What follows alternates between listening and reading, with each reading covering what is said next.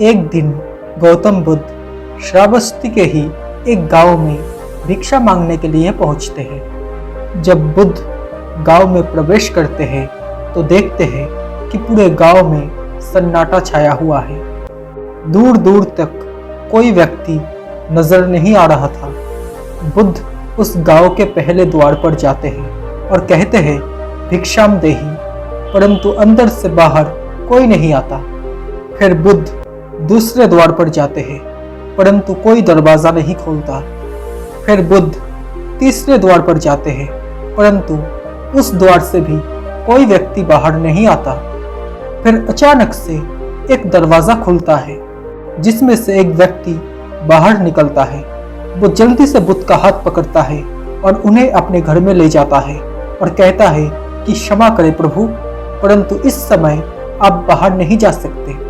उंगलीमल को श्रावस्ती की सीमा पर देखा गया है। सभी गांव वाले डर के मारे अपने अपने घरों की खिड़कियां दरवाजे बंद करके बैठे हुए हैं। फिर बुद्ध उस व्यक्ति से पूछते हैं कि कौन है ये अंगुलीमल और उससे इतना डर क्यों है। फिर वो व्यक्ति कहता है कि अंगुलीमल एक राक्षस है। उसे जो भी मनुष्य मिलता है, बच्चा, बुरा, स्त्री, पुरुष, या तक कि किसी सन्यासी भी, वो किसी को नहीं छोड़ता। महाराज के सैनिक भी उससे डरते हैं। फिर बुद्ध उस व्यक्ति से पूछता है कि क्या वो ये सब धन के लालच में करता है। फिर वो व्यक्ति कहता है नहीं नहीं, धन का उसे कोई लालच नहीं है। वो जब भी किसी मनुष्य पर वार करता है तो उसकी उंगली काटकर अपने गले की माला बनाता है, इसलिए उसका नाम उंगलीमल पड़ गया है।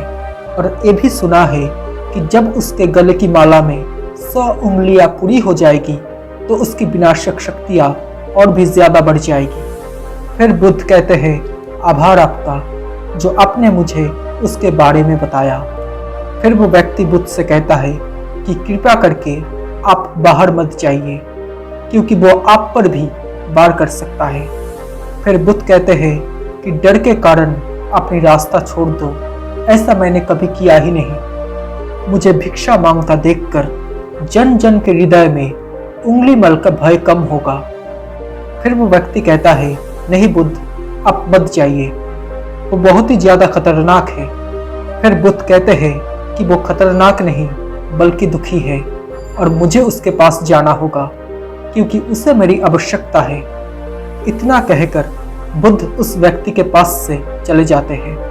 कुछ दूर चलने के बाद बुद्ध जंगल में प्रवेश करते हैं। जंगल में चारों ओर एक सन्नाटा छाया होता है।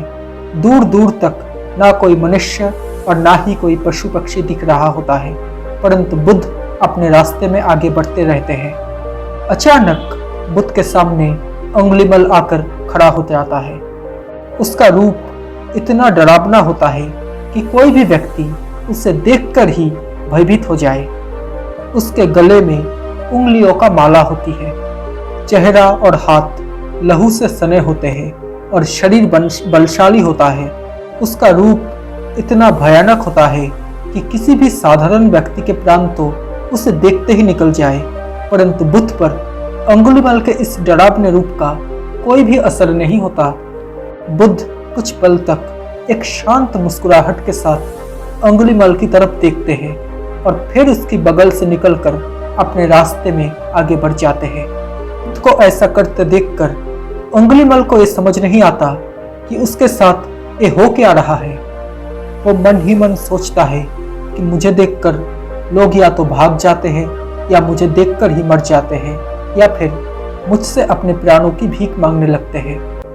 मैंने कई सन्यासियों को भी मारा है, परंतु मैंने आज तक कोई ऐसा व्यक्ति नहीं देखा जो मुझे नजरअंदाज करके अपने रास्ते में आगे बढ़ जाए।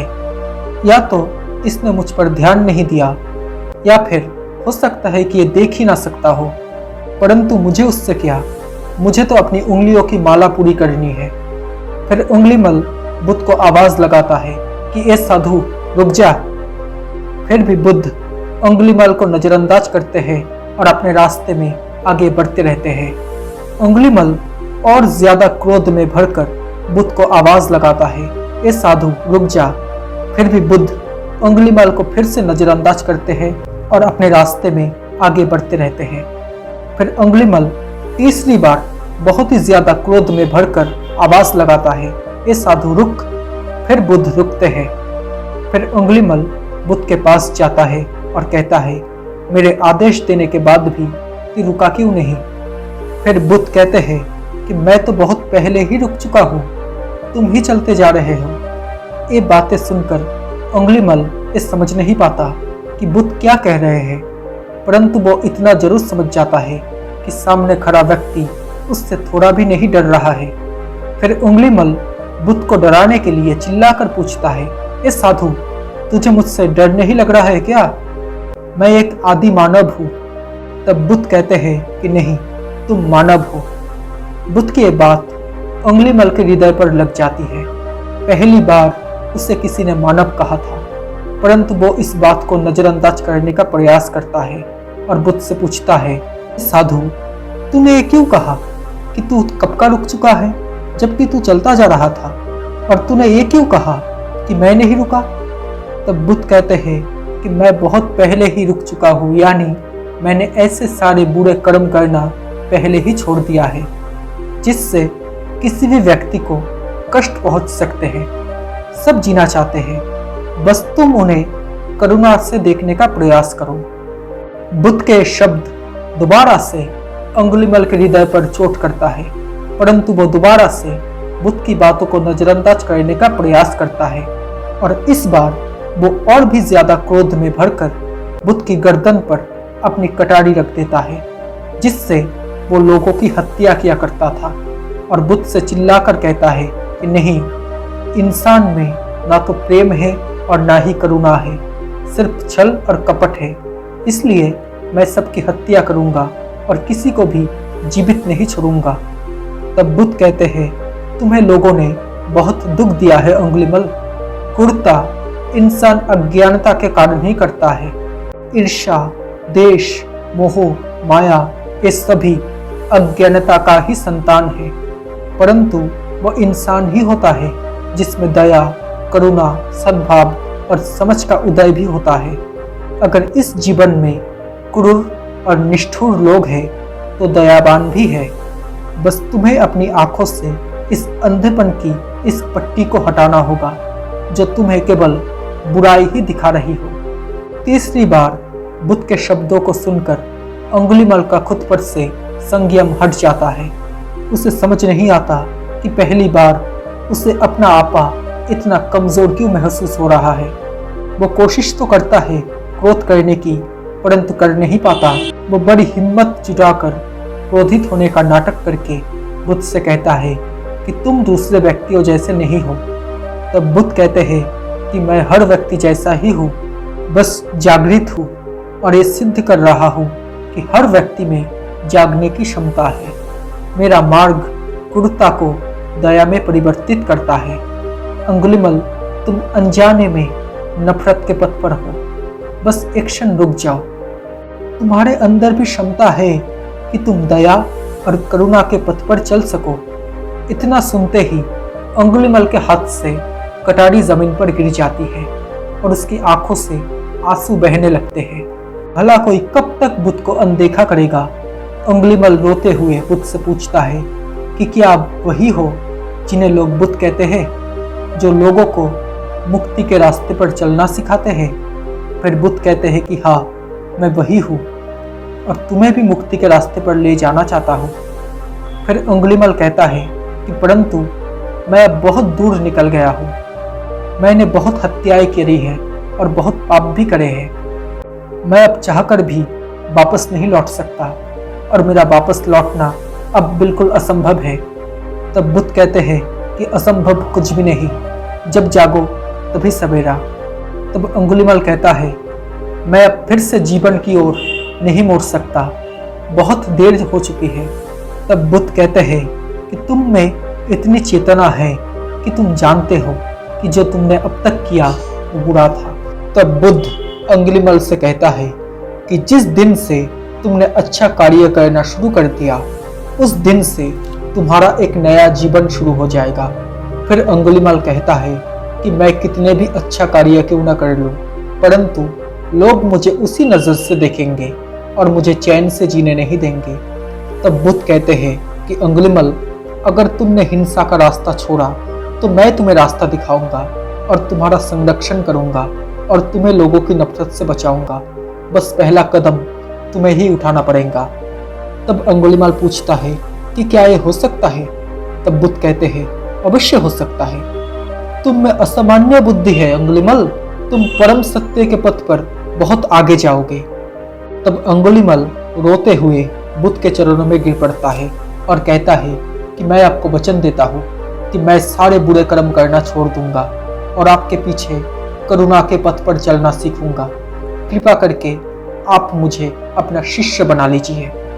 तब बुद्ध कहते हैं कि मैं किसी को भी अपना शिष्य नहीं बनाता, बल्कि इंसान खुद मेरे संग से जुड़ता है।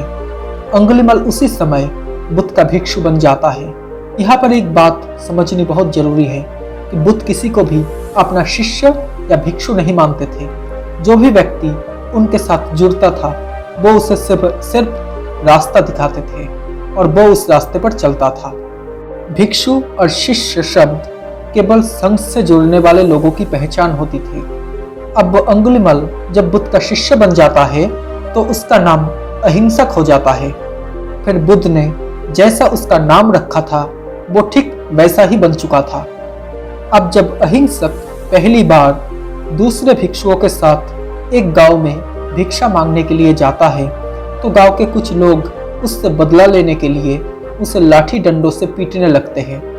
अब जब ये बात बुद्ध को पता चलती है तो वो तुरंत उसे बचाने के लिए उसके पास पहुंचते हैं और अपने शरीर को उन लाठी डंडों के बीच में ले जाते हैं जो अहिंसक पर पड़ रहे थे। बुद्ध को देखकर वो गांव वाले डंडे और पत्थर मारना बंद कर देते हैं। तब सभी लोग बुद्ध से कहते हैं कि बुद्ध, क्यों आप इस हत्यारे अंगुलिमाल की रक्षा कर रहे हो? ना जाने कितने लोगों की जान ली है इसने। तब बुद्ध कहते हैं, अब ये अंगुलिमाल नहीं है, बल्कि इसका नाम अब अहिंसक है। अब ये आपकी ही तरह एक मानव है। तब वो गांव वाले कहते हैं कि ऐसा आदमी कभी नहीं बदल सकता।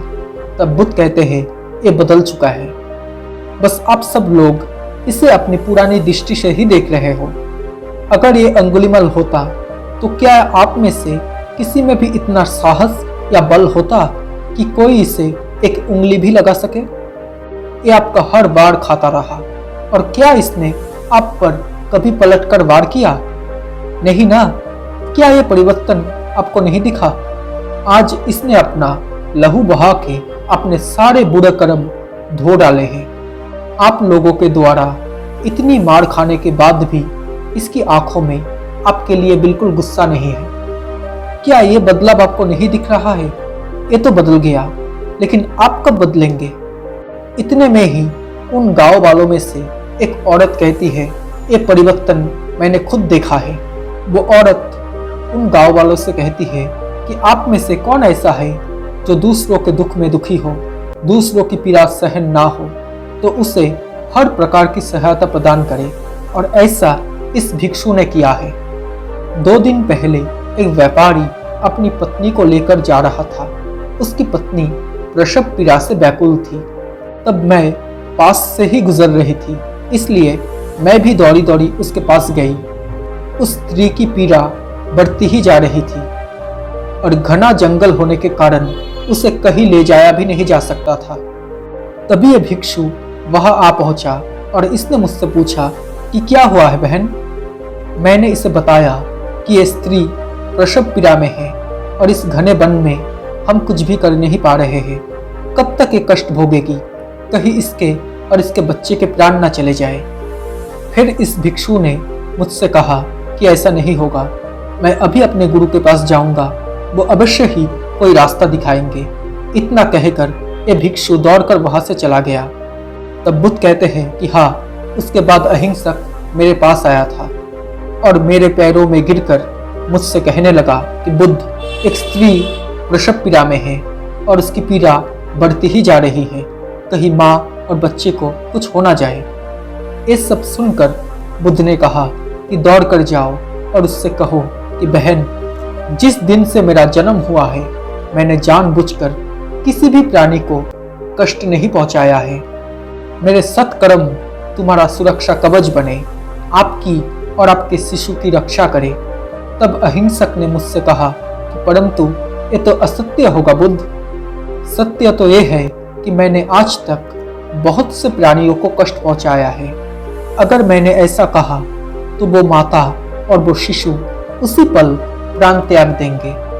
फिर बुद्ध ने कहा कि तुरंत जाओ और उस स्त्री से कहो कि बहन, जिस दिन से मेरा एक नया जन्म हुआ है मैंने सभी बुरे कर्म करना छोड़ दिया है और उस दिन से मैंने किसी भी प्राणी को कष्ट नहीं पहुंचाया है और मेरे सत्कर्म आपका सुरक्षा कवच बने और आपकी और आपके शिशु की रक्षा करे। फिर अहिंसक ने बुद्ध से पूछा कि क्या मेरे सत्कर्म उन्हें बचा लेंगे? तब बुद्ध ने कहा, अवश्य, ये तुम्हारी अपनी कमाई है। या तो तुम इसे अपने लिए बचा कर रख दो या फिर किसी पराये पर खर्च कर दो।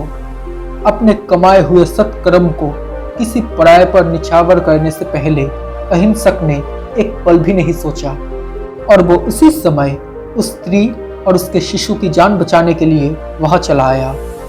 फिर वो स्त्री कहती है कि हाँ, ये भिक्षु दौड़कर वहां आया और अभी भी वो स्त्री प्रसव पीड़ा से जूझ रही थी। इसने अपने दोनों हाथ जोड़े और आंखें बंद करके कहने लगा, बहन, जिस पल से मैं भिक्षु बना हूँ उस पल के बाद मैंने कोई भी ऐसा काम नहीं किया जिससे किसी भी प्राणी को कष्ट पहुंचे। मेरे सत्कर्म आपके लिए सुरक्षा कवच बने, आपकी और आपके शिशु की रक्षा करे। और इतना कहते ही उस स्त्री ने अपने बच्चे को जन्म दे दिया। फिर बुद्ध कहते हैं कि दूसरों के दुख से दुखी होने वाला ये व्यक्ति कैसे किसी को दुख दे सकता है। अगर ये भिक्षु मन का सच्चा ना होता तो वो स्त्री कब के अपने प्राण को त्याग चुकी होती। फिर अहिंसक ने बुद्ध से कहा कि इन्हें मत रुकिए बुद्ध, इन्हें मारने दीजिए और तब तक मारने दीजिए जब तक कि इनके मन का गुस्सा शांत ना हो जाए। फिर बुद्ध अहिंसक से कहता है कि कर्म और गुणों के भंडार हो तुम। आज तुमने अपने अहिंसक नाम को सिद्ध कर दिया है। फिर बुद्ध और उस स्त्री की बातें सुनकर पूरे गांव वाले कहते हैं कि आप सही कह रहे हो बुद्ध, अहिंसक बदल चुका है और हमसे ही देखने में भूल हो गई थी। तो दोस्तों, इस कहानी से हमें यही सीख मिलती है कि लोग सोचते हैं कि उन्होंने बहुत सारे गलत काम किए हुए हैं और अब इन गलत कामों को सुधारने के लिए कोई भी विकल्प नहीं है। इस पर गौतम बुद्ध कहते हैं कि चाहे आप अब तक कितने भी बुरे काम क्यों ना किए हो, लेकिन अगर आप एक विचार को अपने मन में लाते हो कि अब मुझे कुछ सही करना है, तो वही विचार आपके रूपांतरण का कारण बन सकता है। पर सबसे जरूरी बात यह है कि क्या आप पहला कदम उठाने के लिए तैयार हो? दोस्तों, आपको ये कहानी कैसी लगी? अगर अच्छी लगी हो तो प्लीज़ इस वीडियो को एक लाइक कर देना। साथ ही अगर आप मेरे चैनल में नए हो तो प्लीज़ इस चैनल को सब्सक्राइब करके नोटिफिकेशन बेल आइकॉन को ऑन कर लेना, ताकि जब भी मैं ऐसा कोई वीडियो बनाऊं तो सबसे पहले आप तक नोटिफिकेशन पहुंच जाए। Thank you so much guys for watching this video. Stay happy, stay blessed